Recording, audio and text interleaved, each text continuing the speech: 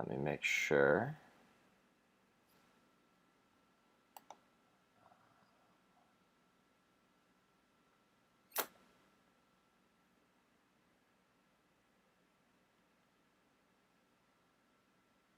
All right, I think we are doing well.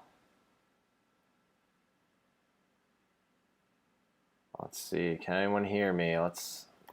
Audio is always what I'm worried about.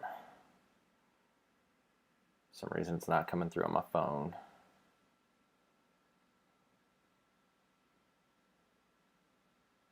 If anyone in the chat wants to throw yeah, you can hear me, that would be helpful.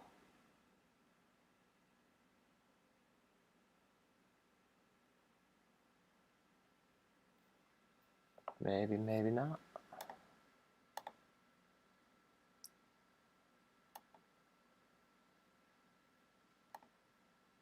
Oh, we are good. All right, thank you. That's always what I'm worried about. For some reason, it wasn't coming through on my phone.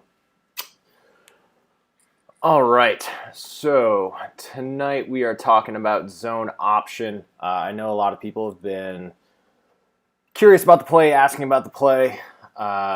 It's become a much bigger staple in the Flexbone. If you're watching Georgia Tech, well, formerly Georgia Tech, if you're watching a lot of Navy games, Navy probably runs this more than triple now.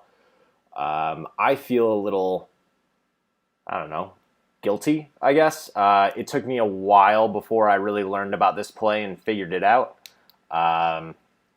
In a large part to my head coach, Matt Miller. But if you watch some of the Georgia Tech games and then into the early season Navy games this past year, a lot of times I just kind of guessed as I was tagging the play because it kind of looked like a load option. You couldn't really tell if if the quarterback was making a read. So I probably called it 5 or 6 different things, and I'm sure there's people in the comments that love to call me out about that. It happens. But now after this past season, and I've really made some effort to learn more about the play this offseason, Dr. Lucella, Flexbone Academy, a few different places have some great resources on it, and really understanding what it is, because zone option becomes sort of like a marriage between triple and QB follow, with a little bit of lead thrown in, and between zone option and zone option kick, you can do few different things, but it's a really easy look, and I think what we've seen success with is if you can teach the basic concepts, especially to the line, it becomes much more like a zone blocking. So we'll go over it. So the first thing with zone option, the first thing that you'll see, especially if you're watching Navy, is they bring their receivers or their X's right up into a tight formation. So I actually made my diagram a little bit more true to life. I set the linemen back off the line of scrimmage. You'll notice Navy will go back and forth. Sometimes their X's will align almost like a tight end, as if they're on the line of scrimmage. Other times they are forward on the line of scrimmage, basically almost heel to heel with the tackle, ready to just down block, essentially. And so I have an image of this just right. This is Navy. So you can see like this wide receiver. And I realized when I watched the last clip that you guys can't see my cursor. So that's why I tried to mix things up a little bit. So you'll see that this receiver here is right on the line of scrimmage in front of this tackle. Whereas the other X over here is basically aligned the same way. As if he were a regular lineman. You'll see, I'll show some film in a little bit. You can also bring him down like a tight end with a tighter split. So it really depends. You do need this play side. You'll see Navy do it.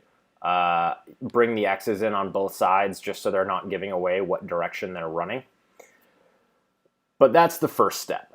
So let's get into what we're actually doing here. So I need to go to draw.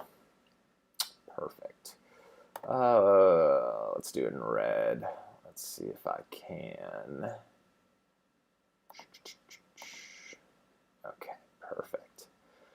So first thing, we'll run this to the right. So obviously everyone knows, right?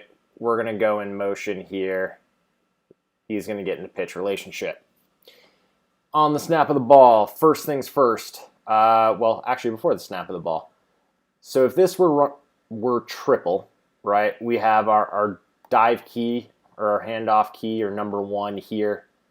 And we've got number 2 here. So our count system stays the same.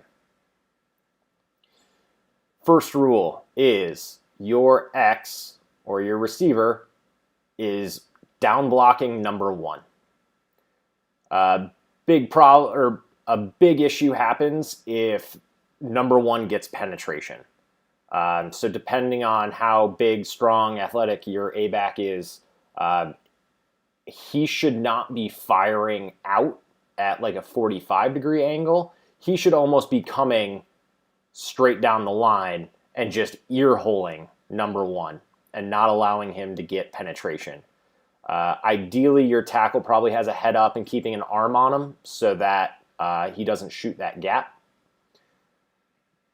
But that's the first part. So once he's taken care of, depending on how these go, this is where the zone part comes in. Some coaches will teach this a little bit more regimented. Depending on your personnel, right? There's multiple ways to do it. But at least your play side lineman should be taking a step, blocking whoever's there, and if not, potentially going to the second level. Right, so that would be because this tackle, right, he could be looping, he could be stunting, he could be coming hard through the gap, he could be going A gap. I realize you guys can't see. So he can be doing almost anything. So as long as everyone's kind of stepping and moving together, that's going to solve a lot of those issues. You could try to loop forward and have the guard reach this tackle, center go to play side backer like that, reach the nose, work up to backer there. So the backside of this isn't as important. The main part is we've got 2 guys here, or your 2 play side linemen, and then you've got your D tackle and your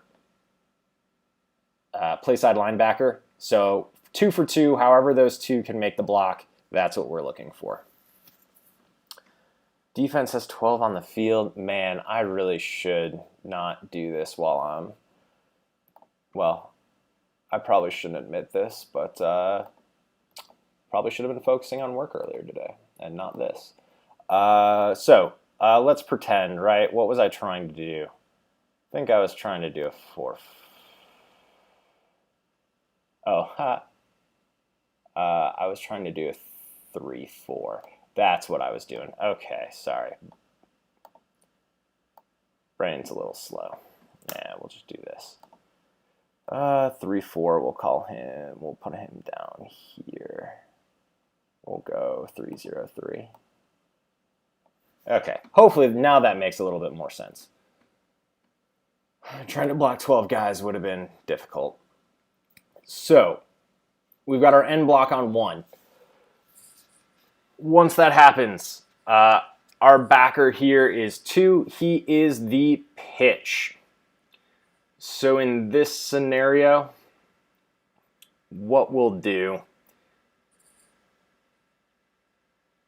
is if we're assuming we're getting a good block here, at least one of these guys is getting to the backer. Your A back, depending on where you're this back, wow, long day. Let's try that again. Your A back, depending on where the outside backer is aligned, can either come right off the block of your receiver and work up here. If this backer is a little bit tighter, right? Maybe if he's over here, take your arc steps and go that direction. The biggest thing, just like triple, right? Don't run into the pitch key. So if you can go tight, I think tight's probably the way to do it. If not, arc out. So once let's pretend, let's arc him out just for the sake of conversation. Once that happens, okay, so now we need to work on the fun part of this play. Your B-back is going to take a little bit of a wider path, a little bit wider than triple. And there's not really a mesh. If you watch Navy, it's almost like a token, like the quarterback's going to show it just to get the flow, and then he's going to pull. Sometimes like there's not even contact between the quarterback and the B-back. So if we're running just regular zone option, our B-back is going to look inside. So typically it becomes sort of like a lead. He's going to come around this block and just look inside. So if between your B-back and your A-back, if you can seal off the inside backer and seal off the free safety here, and I'll explain when to run things in a minute, that's ideal. And if there's no one there, obviously this B-back can then work. If your backers are taken care of, great. If you can cut off backside safety, even better. Your quarterback is going to follow his B-back, and that puts your number 2 in a bind. So as your quarterback is following, by the time he gets past that block of the X, he's just going to read number 2, right? If number 2 is widening, or he's getting caught with the A-back, or he's getting caught looking at the B-back coming around, quarterback can keep it. Or should keep it, I should say. If that backer is disciplined and is coming down on the quarterback, quarterback flips the pitch. And so what we're doing, I wanted this on kick. Yeah, don't worry about it. So that's the basics of the play. So it's zone blocking on the front side. And if we were going to keep going, right, we're going to step play side, we're going to step play side and work up, we're going to step play side and work up. Backside X should probably try to cut this guy off. Let's see, did I miss anybody? No.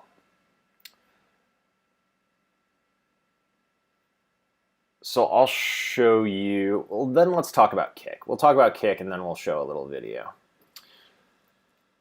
So, zone option kick.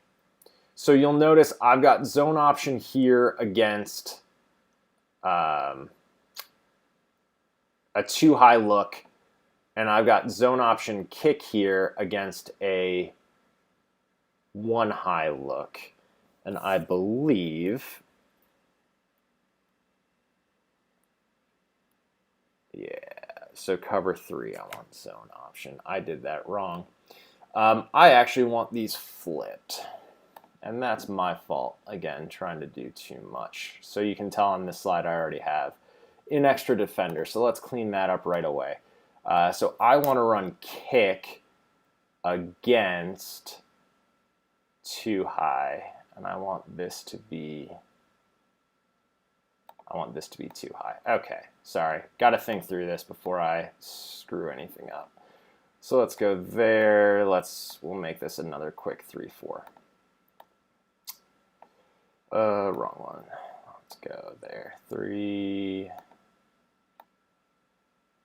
That puts us what? Backer. Did I? 1, 2, 3, 4, 5, 6, 7, 8, 9, 10. Okay, we do need another backer. In a day. That's what we get for being in quarantine. Okay, there's our 3-4. So why we want to run zone kick, this I got from Coach Dr. Lucella. If we were to make this a 1 high look, so let's put him high, we'll move, just for the sake of conversation, right, we'll move him onto the line. If they are in a 1 high look, this corner is going to be in, 90% of the time, he's going to be dropping into cover 3. That's why running zone option to this look is a good choice because he's not going to be able to rush up the field. He has to have pass responsibilities. The second you run this play and that cornerback starts getting lazy or starts sneaking forward, you should throw it over his head because there's no one else there to cover. When we get to zone option kick, so the flip of that is if they're in too high, because what happens in too high is this corner has help over the top, so he can run down on pitch. So to avoid that, what we do is run zone option kick. So it's going to look like zone option. This actually becomes closer to like a elongated QB follow. So if we're drawing this up, let's see. I'm going to clean up my drawing here a little bit just so we're a little bit clear. He's out here. All right, that should be good. So number one is still being blocked by him. We've got our front side line taking a play side step and working up. Everyone is doing the exact same thing. We'll have our A-back arc out again for safety. Now the difference here is the kick is a tag just for the B-back. And all that tag means is the B-back is kicking out number 2, which is this backer here. So after the token fake, right, all he's looking to do is he is a missile to the top side shoulder of this backer to kick him out there. And all the quarterback's doing is coming, attacking down the line and going right behind that B-back. It's sort of like a wham play for the wing T. But basically, it puts that B-back in a really bad position, and assuming you get any movement with your tight X on number 1, there should be a nice little hole there, and the only person who can really make this play is the free safety or the backside safety, which train your receivers. Sometimes the backside can get really lazy. This block here, I forget who I saw recently, but basically they call that the touchdown block. If your backside X makes that play, it's a touchdown. If he doesn't, it's not. And that's how a lot of Flexbone plays. I'm sure some of you are probably shaking your head.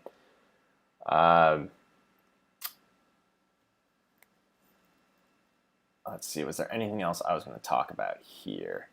Those are the big ones. We run a few tags on the line depending on where they're aligned.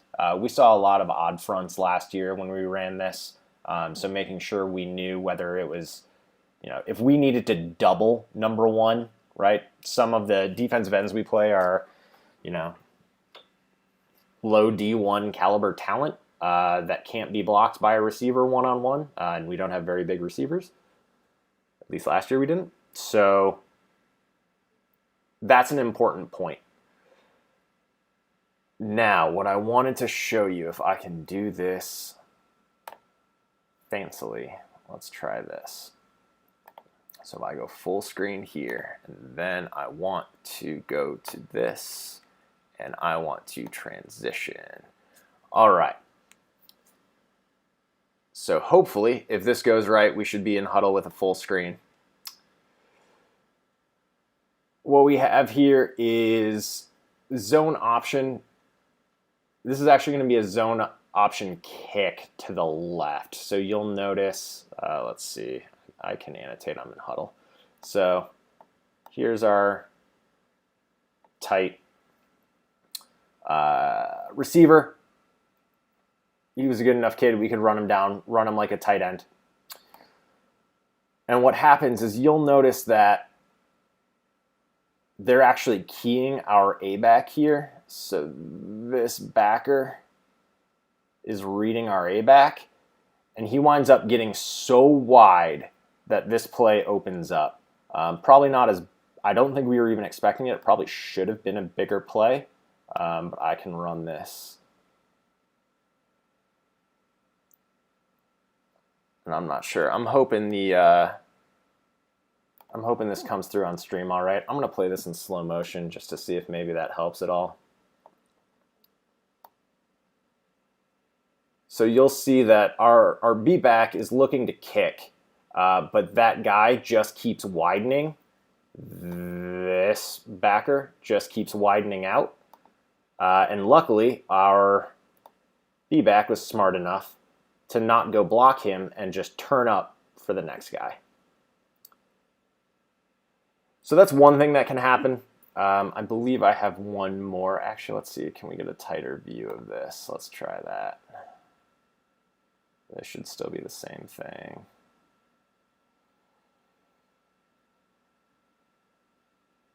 Here, I'm going to do this in slow just so we can watch it. So notice you'll see the kind of token fake here, just enough to try to draw some people in.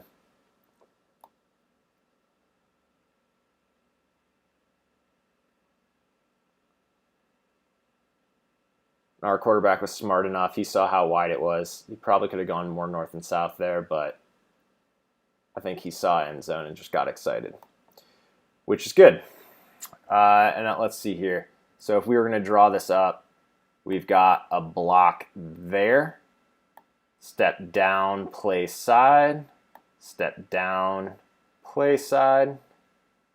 I don't think there's another D lineman there. So I think that's what it looks like, if I remember correctly. Oh, no, they stepped the other way. But you get the idea. There's a few different ways we can block that. And I think I've got one more of these that I was going to show. So let's do this. So why I wanted to show this one is there's a really good block by the B-back going to the right.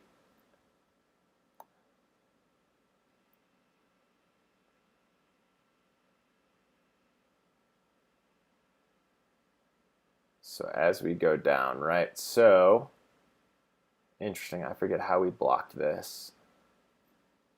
I'm going to assume we did something smart here. I could be wrong.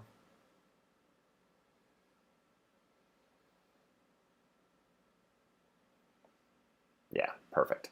So, what happens in our count? That's what I wasn't sure of. We counted this guy as number 1 and this guy as number 2. So we don't block him. Our X comes way down to block there, because notice how big this gap is. Our A-back avoids touching number 2, and we get a crushing block by our B-back to kick out a flat-footed backer. Now if we avoid, I'm going to guess it was inside penetration here. Yeah, so that was tough. We get a little penetration right here. Otherwise, let's see, let's go back 1 or 2 frames. So right before he gets hit, notice that there is absolutely no one between the quarterback and the end zone, assuming we can get one block here, which I would bet we could. So that's why that play side, your line of play is so important, because if there's any penetration at all, it ruins it. And look how wide this hole can be, especially when you have a punishing B-back who puts that kid on his back. I just like watching it. If I were going to be a real stickler as a coach, let's see, what was I going to point out? Notice that right. Hold on, where do I want to show? So our B-back tries to blow him up with his right shoulder and going to the outside. I would like to see him attack this shoulder and blow him further out. I think he just likes to, liked, past tense, to go for the big hit. But luckily in that case it works out. And who is this against? This is against JCA, home of Mike Allstott.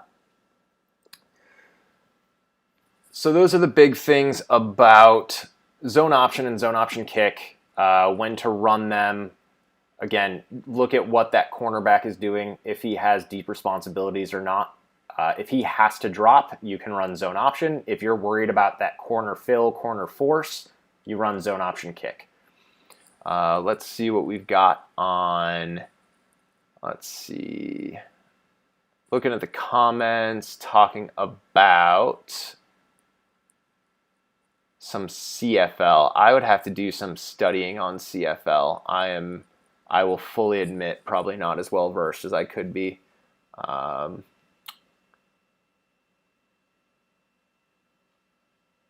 awesome. Maybe I'll look into that. I'll see. COVID's given me some extra time. 303 and a 3-4.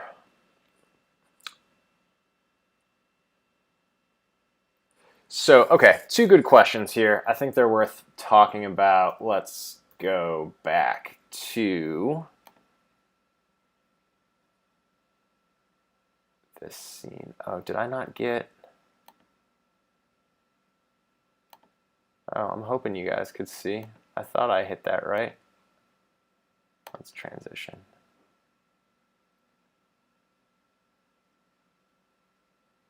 All right, I'm going to hope you guys can still see me. What was I thinking? Oh, so we need to talk about... I want to add... How do I want to do this? Let's duplicate this. And then we will delete a lot of what I drew. So we've got a question from, too many windows open, Quinn.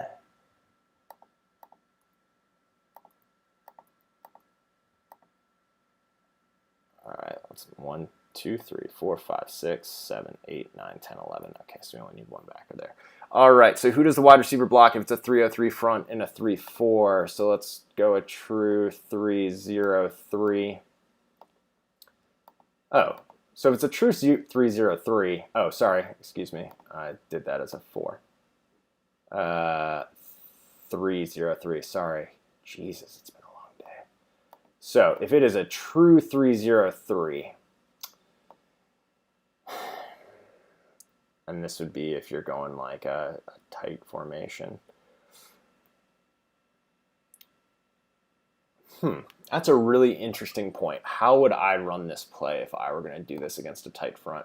I have a feeling if my head coach is watching, he's screaming at the screen.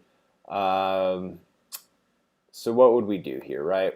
We need to get the nose first and foremost. I would step, play side, step, play side. We have got 2 for 2 here. I would...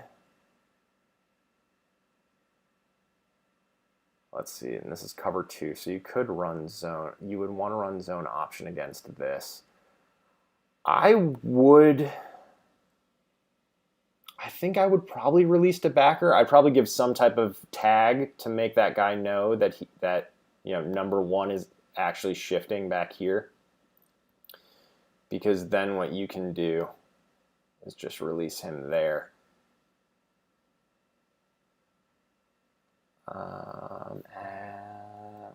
Actually, I take that back. How would I do this? Arc to corner, and then our B back could go up like that. There's a few different ways. We block play side linebacker. Okay. Let's let me think on that one. We don't see this front a lot. I could see a few different ways to run it. I'm trying to think. I'd maybe go back and watch some of how Georgia or Clemson, I think, would run tight fronts every so often against Georgia Tech. I'm not sure if anyone did against Navy this past year, at least off the top of my head. And then arcing for corner. Yeah, I think I may have misspoke when I talked about this earlier, because that does make sense. If we're having...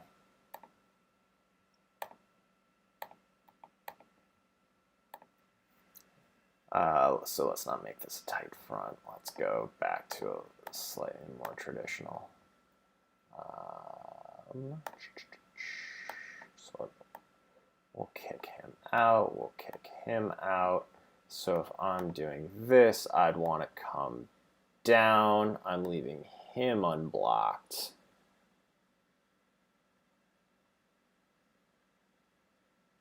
Oh, maybe that's why I'm getting screwed up. So obviously there's no receiver out here, so this corner is probably going to be really close. I would... You could tag this in... So you could either... Our two options are either your A back is responsible for inside and your B back is going to go for corner. Or arc the A back out here, and then your B back is going to get lost like that.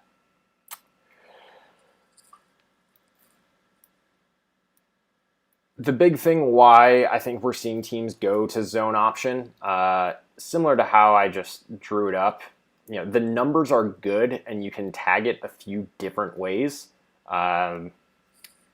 Gives you a lot of the same flexibility as triple, but you're only making one read. And you can throw a bunch of different plays at a defense that all look the same.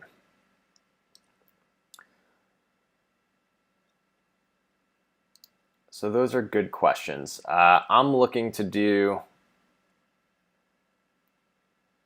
Yeah, for sure. Out of this alignment, I'd probably run kick anytime I've got that backer to the outside. And we make this a... Sorry, I'm trying to edit out of a bunch of stuff. Okay, so this corner, if he's here, depending on what his alignment is, if we get a good kick from the B-back, it's almost a 2-for-1 block. Because if you can blow that up at the point of attack and force this corner to either have to duck underneath or go over the top, it's going to be a nice play for kick. What defense do I like this out of best? If you watch Navy, Navy will run zone option kick in the red zone on the goal line almost exclusively. They think that their 5 play side guys are better than the defense's 5 play side guys, and they're going to be able to blow it up and at least get a couple.